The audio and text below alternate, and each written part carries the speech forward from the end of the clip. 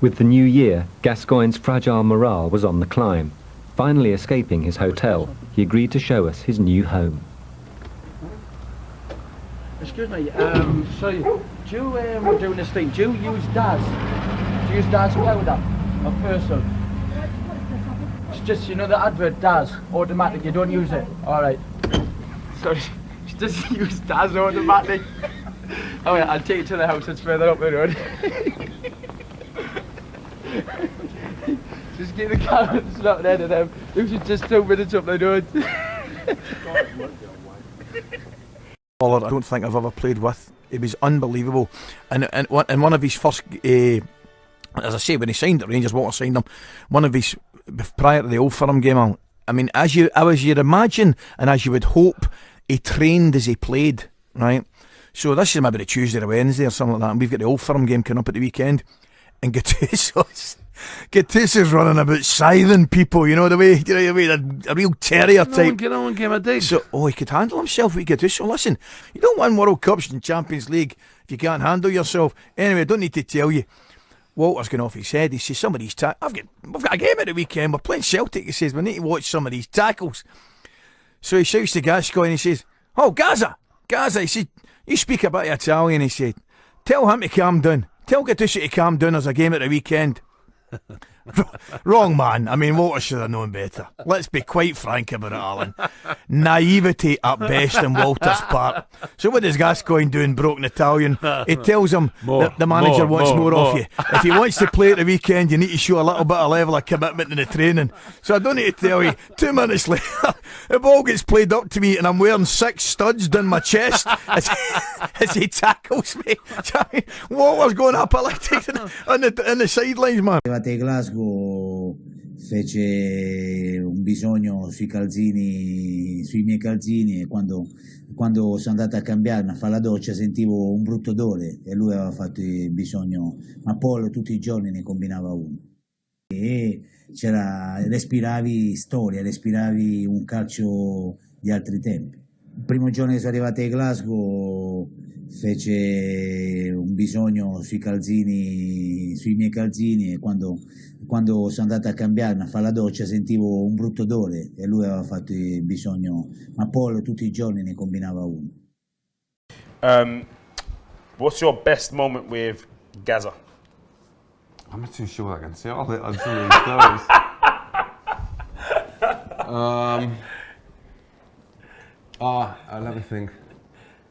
Let me think. I say there's one and it's topical, I can't really say that one. I'll give you a daft form, right? This is Gaza for daft and it's clean. The rest are not. When players it's not just Gaza, it's every player. If just say if we're at Newcastle or you're at Middlesbrough and you're playing away, and just say you're playing down at London. So like sort of our London lads, they'd want their cars driven down. So after the game, they can jump in the cars, go with the families, and then on Sunday or wherever, they just drive back. So that's what the lads would do. They'd ask the kit man, they'd ask one of the physios, they'd ask one of the other lads that to help out to drive the cars down. So Gaza used to do that. But what he used to do is, whether it was the kit man or whoever, whatever club he went at, he got them to do it. And then when they'd gone 10 minutes down the road, he'd ring the police up and see his cars being stolen. So when the bus had passed them, the physio would be pulled over by the police, bent over the bonnet. But that was like little daft things he would do. Oh my days, that is absolute class. Oh my days, that's legendary. Wanted an extra touch, Gascoigne. Was sure to have scored, you'd have thought. Well, the first time effort, carrying a yellow card, which must have been dropped by the referee. So Gascoigne shows the yellow card to Douglas Smith. Well, I have to say, I think there's a little lack of humour there. I can't really understand that. It was a light-hearted moment, and I really could see no disrespect or show of dissent there. Gordon Jury making the point, but Gascoigne, remarkably, has been booked.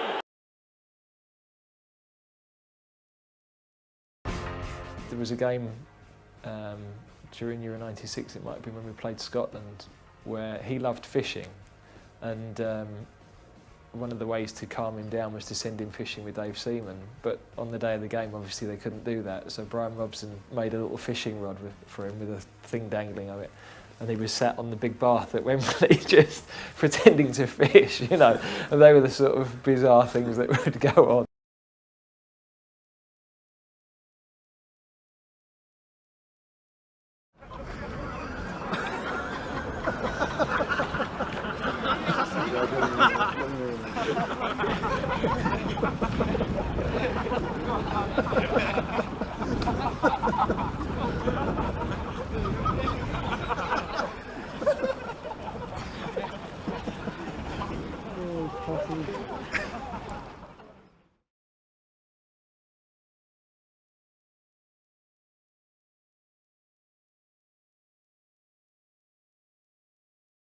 In Italy, sometime in October. What's happened, like? Well, it's appeared on the wires today. A judge you've been indicted to appear before a judge in relation What's to... it for? I don't know if you remember, June 94, there was an alleged scuffle between yourself and a photographer. And where am I supposed to be going? To Italy. To face trial, or to face a hearing. When's that? October. In 94? No, this year. The incident, the alleged incident took place in June 94. Hey, I don't know, I'll have to speak to Mr. Lister, but take care. Alright, good luck, mate. Cheers, mate. When's that anyway? 94? Right. See ya.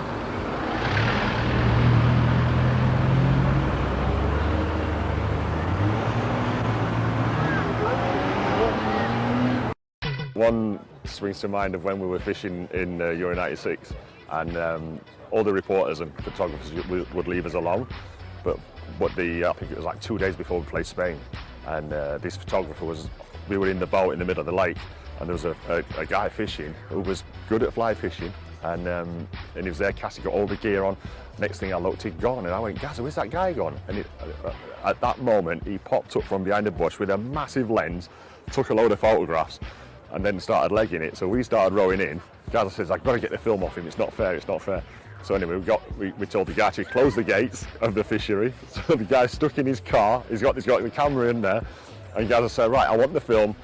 You're not getting out. The guy's going, no way, no way, no way. So Gazza reached into the car, pinched his mobile phone. He says, right, you can have your phone back when I get the film. The guy's going, no chance, no chance. So he put his window up so we couldn't speak to him. So Gazza started letting his tyre down. So the guy then's panicked. He's actually shot straight through the wooden gate out into the main road. And then the next day it was in the front of the Daily Mirror, and it was Gazza's Armada, Abel Seaman and Walker the Plank, because Ian Walker was on the boat with us as well.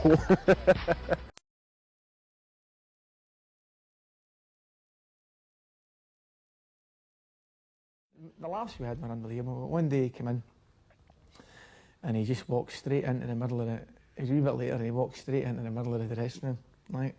And I used to sit up at the corner and I'm thinking, it's normally an early. So he dropped this bag on the floor and just shouted, right lads! And we all turned and looked at him and he went, and he smiled, right? And he had this new set of teeth, right? New teeth, right? And we were in tears. I'm telling you, the whole place is in tears. We're off on about, and 5 minutes later he says, Coisty, he says, what do you think? I says, what do you think? I said, you could chew an apple through a letterbox with them, man. They're unbelievable, right? So we're all falling about laughing. Cool. So we get the whole thing set up. I says, right, I said, when he was having the bad time at home and things like that, and he was on his own, I says, right, out you get. He says, out the dressing room, we're going to get a table in the corner, we're going to have a glass of wine, and I'm going to play the part of the blonde sitting there myself. You've got to come in and chat me up with your new teeth, right? So all the boys are sitting about the dressing room, right? Door gets kicked open, right? And he saunters in, right? And he walks right up and he's fiddling about with this makeshift ashtray in my table. I'm sitting there like that, ignoring him. And he just went, hi, I'm Paul, right? And we're all just falling about laughing. And he said, he's line that killed it. He said, do you know something? He says, I've got to be honest. I knew I was struggling. I knew I was really struggling when I left the house this morning. And my dad shouted at me. He said, Paul. I says, what is it, Dad? He went, all the best. His dad says to him all the best before he went to train him his new teeth. Oh, it was magic. But when the lads were there, I think he just go to Steps Bar and played dominoes and cards, and everyone would just be there. and the gaffer didn't mind that, as long as you performed in training and give all in the games. And Coffee Coisty is the events manager.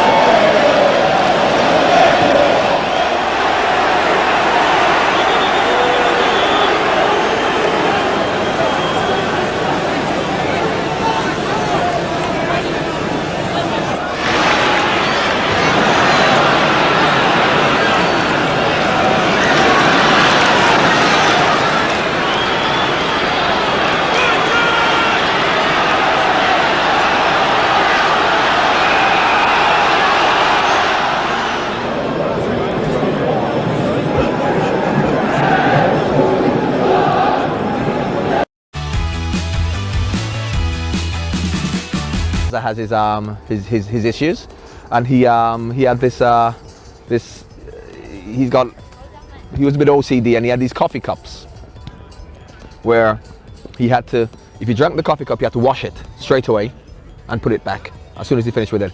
And Andy Townsend actually told me, Andy Townsend lived with him when he was at Middlesbrough. Andy Townsend lived in Birmingham with his family, stayed with Gazza midweek up in Middlesbrough, which is like a 3-hour drive, and then came home on weekends. So he had this coffee cup, drinking coffee. Gazza needed to wash it up, but Andy hadn't finished and they were late for training. So Andy says, I'll take it to training and then we'll take it home and wash it up after. And Gazza actually says, and of course when he's telling it, he's hilarious, and he says he couldn't concentrate in training because he knew he had the coffee cup because Andy just put it in his bag and he knew that it was in the dressing room and he had to wash it up, so he couldn't train properly. Then after training, he had to go in the gym to work up a sweat because the coffee cup needed to be washed and it was in there. Unfortunately, in the meantime, Brian Robson told Andy Townsend that he could have the day off the next day. So of course Andy's not thinking about his coffee cup in his bag, so he just drives home to Birmingham. He says about 2 o'clock in the morning he got a knock on the door.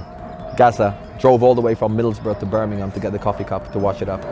And Gazza actually says he went to bed like at about 9 o'clock, but he just stayed awake, couldn't sleep till 11 o'clock. He said, I've got to go and get the cup, and he drove all the way down.